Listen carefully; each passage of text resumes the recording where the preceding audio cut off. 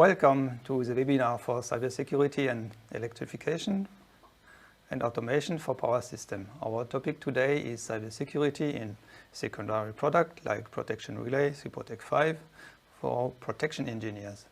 The presentation will give you the possibility to understand the three main security features recommended for substation automation and protection system. The security event log or syslog, the role-based access control, and the secure communication. My intention is to show you how easy it is to activate security feature in SIPROTEC 5. First, I will introduce the protection device in the environment, mainly called secure substation. Then I will talk about the easiest feature called syslog. After that, I will explain in a simple way what is TLS used for encryption everywhere as main state-of-the-art feature. The third part is related to role-based access control or airbag with central managed user using the protocol LDAP-S. And at last topic will be how to use and configure secure or encrypted communication in SIPROTEC 5 with a focus on secure MMS. From a cybersecurity point of view, protection device must be considered as an integral part of the secure substation or secure substation solution. Maybe you already heard about the secure substation blueprint. If not, we at Siemens, we focus on the standard, and one of them is the IC 62443, the cybersecurity standard for any kind of automation system, including protection and control system for electrical substation. And according with this requirement, we validate with the TÜV a best practice architecture for substation automation. These include aspects such as network segmentation, access control and account management, logging and others. Today, we will cover some aspects that are especially relevant for cybersecurity of this protection relay. At the end, the goal is of all of these measures is to ensure the availability and integrity of the protection relays. That is why we also will learn for each feature in the device the counterpart in the secure substation that will interact with the device.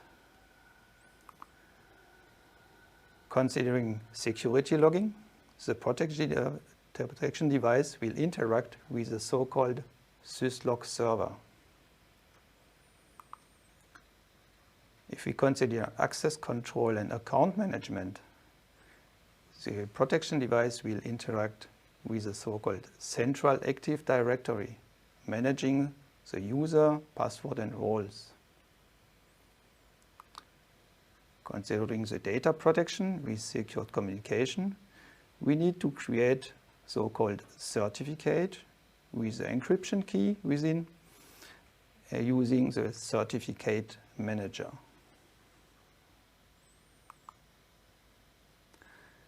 SIPROTEC 5, but also our automation product like SICM A1000 or SICM PAS have already integrated cybersecurity feature by design. Some of them to be activated via configuration, and some of them are inbuilt in the device to have peace of mind. As first feature, our firmware is signed with a Siemens certificate, and this is the main protection feature against malware protection. And the device integrates firewall rules that do not need to be changed via configuration. For the next feature, you have to configure the connection to the partner in the device. Security event information are stored in non-volatile persistent memory and transferred over syslog protocol to a syslog server.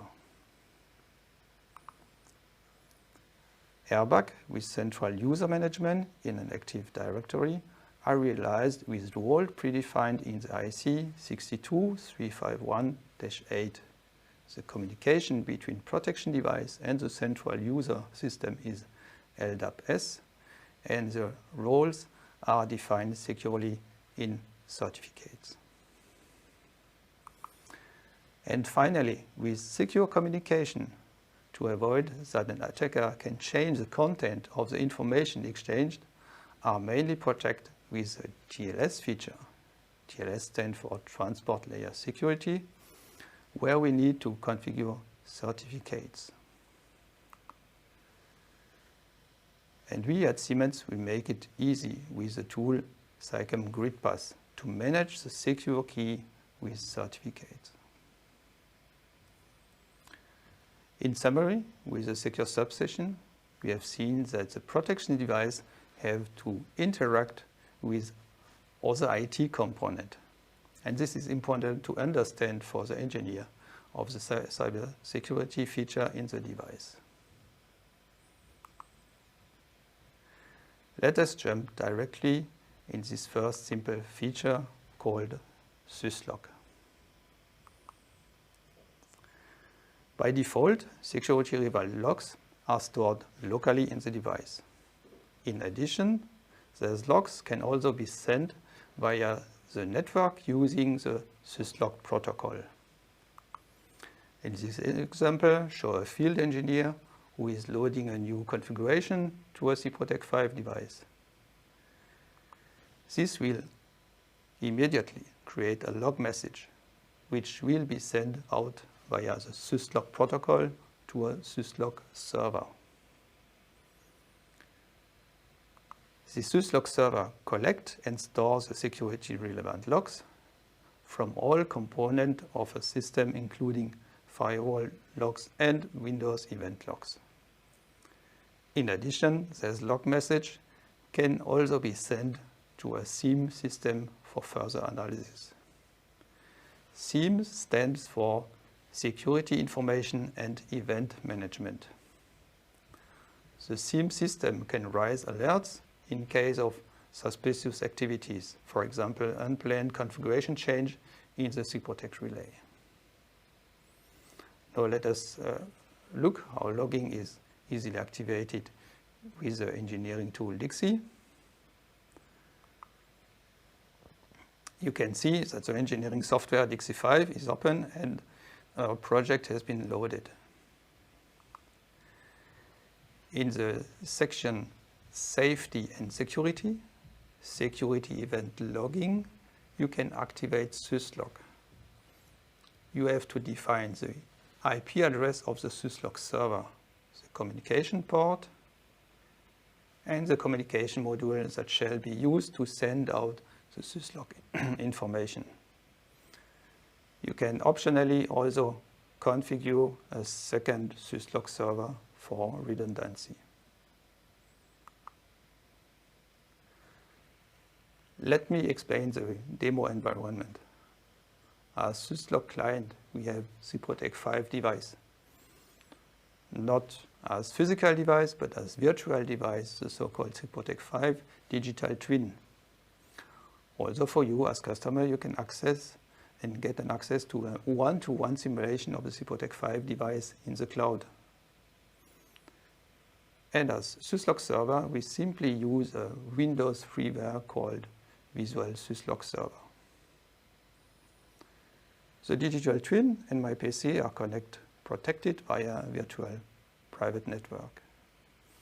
And clear, I also have Dixie 5 installed on my PC to activate the settings for the cybersecurity feature. And via HTTPS, I can access the web page of the SIPROTEC 5 device.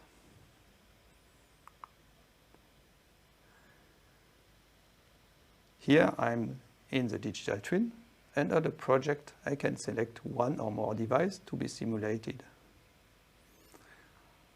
And I have clicked on simulation. When I navigate to the tile device, now I can see the device simulated in a real device with front display, for example. Then I start the freeware Visual Syslog server. With a browser, I can connect to the device via the web UI and Also, when role-based access control is not enabled, I can see a syslog message saying a user has initiated a remote session. The IP address of my PC is indicated in the message, and the message has the timestamp of the event in the device. So I really know who, what, and when a security event happens. Let's see if I can demonstrate it live and come back later to the slide.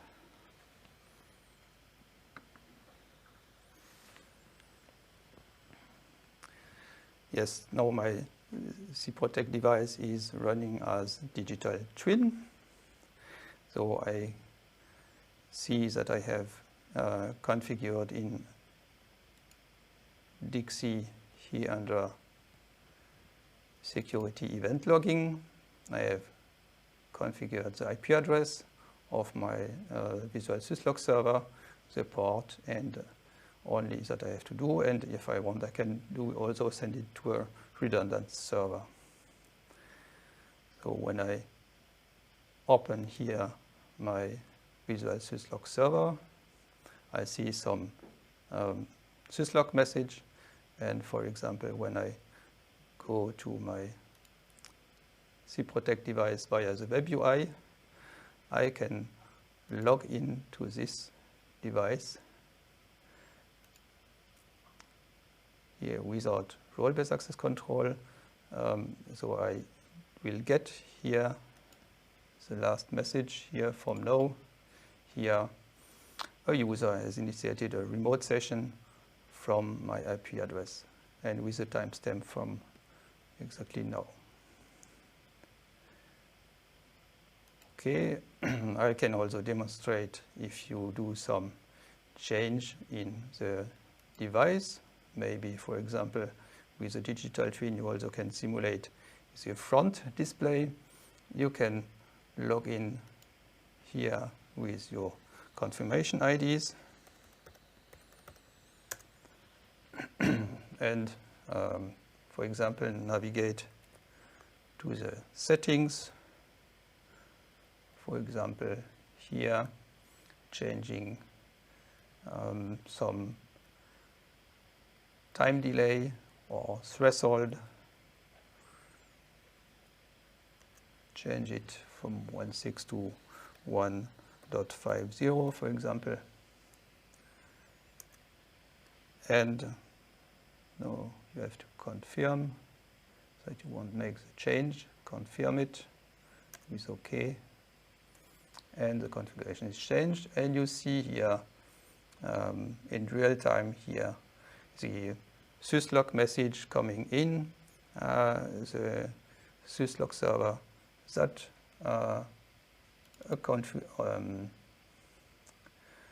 someone has changed the configuration setting are changed with a timestamp.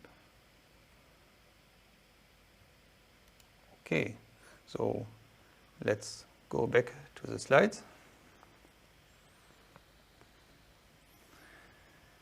Before we go to the next agenda point, I also want to show you how it is possible to activate the syslog protocol over TLS. Why it could be required to secure or encrypt the syslog message. IT people and security experts expect that hacker could be able to manipulate the clear text syslog message sent from the device in a non-protected environment, or remember the secure substation architecture in case the syslog server is outside the secure zone. The encryption via TLS will be the next topic that I want to explain after the summary of syslog.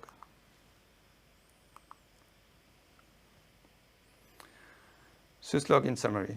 Syslog is simple to activate in our device. You only need the IP address of the syslog server, and syslog is easy to test with some freeware. Syslog is a basic for cybersecurity, for substation protection and automation system, and also for IT device. In case of an attack, you are able to quickly analyze who, what, and when attacker will work invisible in the dark. Syslog is the light to see what happens. That is why it is recommended in the IC 62443. And optionally, it can be encrypted via TLS as recommended in the IC 62351.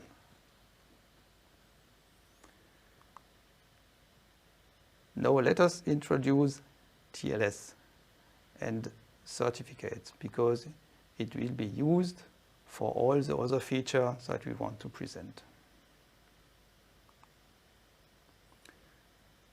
Features like airbag and secure communication are based on TLS to encrypt the communication.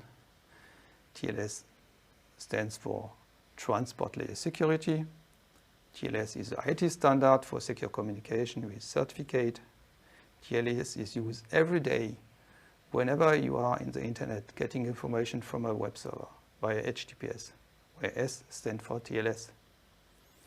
That is why it's recommended in the IC 62443 and IC 62351 in a secure substation environment.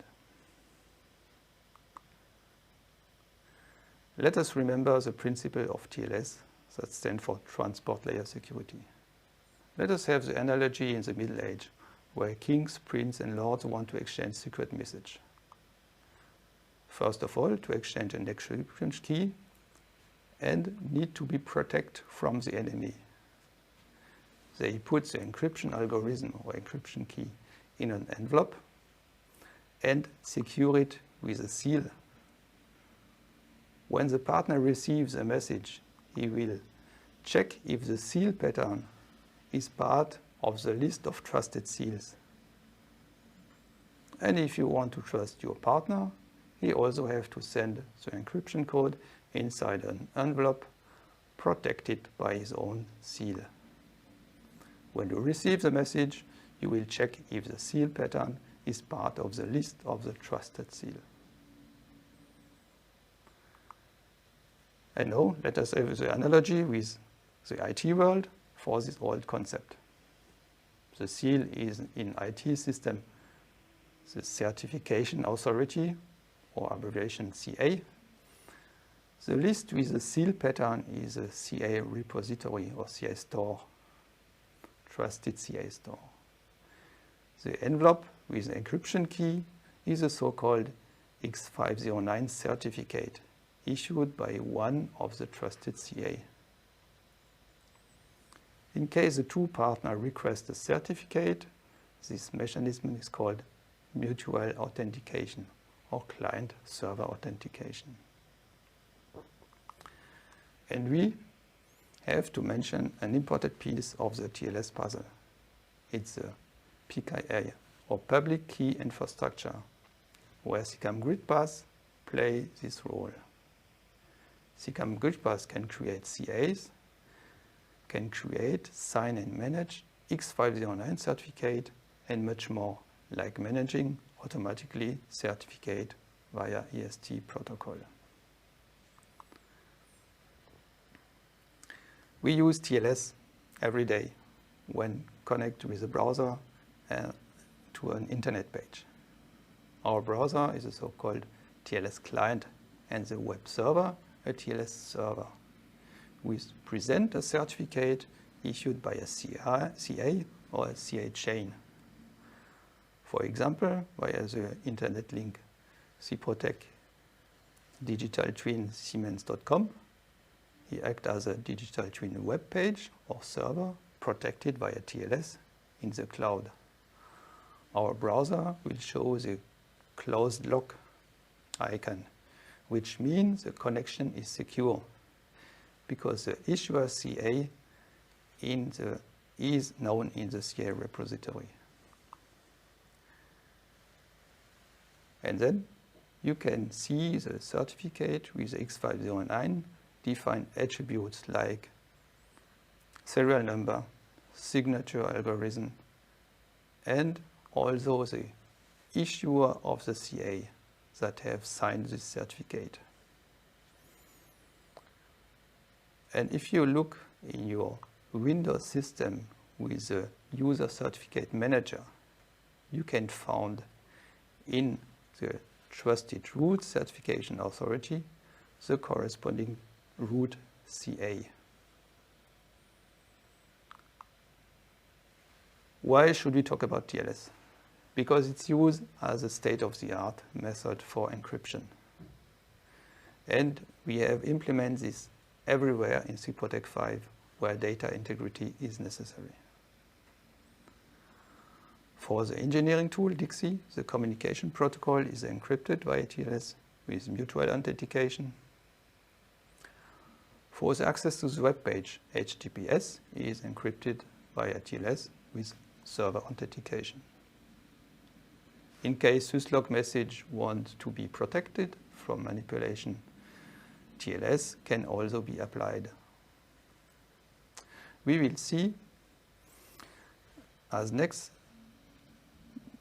that it is also a good idea to protect the check of the user and password with a central airbag with a protocol called LDAP-S, where S stands also for TLS. And clear TLS is used to encrypt the communication protocol IEC 16150 MMS. We also implement the automated certificate management as recommended in the IEC 62341-9. And the protocol there is called EST, that stands for Enrollment over Secure Transport. And it's based on TLS with mutual authentication. Clear TLS theory is much more complex if you want to understand the mathematical encryption algorithm, but that is not our goal. Much more important for engineering point of view is to remember the story of the certificate as an envelope that is signed with a seal, and that the counterpart need to know the pattern of the seal to accept and trust this information in the certificate.